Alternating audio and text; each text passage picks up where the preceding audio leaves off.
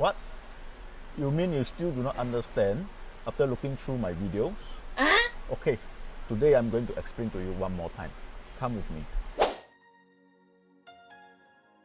To get audio from newly installed system, switch over to AUX mode. On factory headinit. Next, get into CarPlay mode. By short press Navi button. On mobile phone, make sure Bluetooth and Wi-Fi both are switched on. Pairing is via Bluetooth. Wait for Porsche CP show up. Click to start pairing. Click Allow for all pop-ups. Click Use CarPlay, and you are pretty much done. At this time, after few moments, on factory Porsche headinit, CarPlay selection will change green.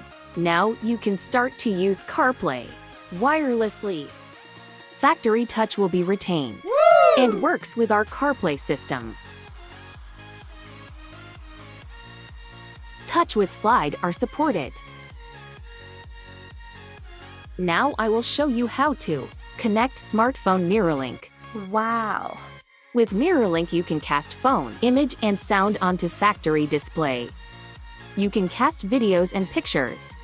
Go into smartphone setting. Switch from CarPlay to iOS Mirror, and connect your smartphone to USB port.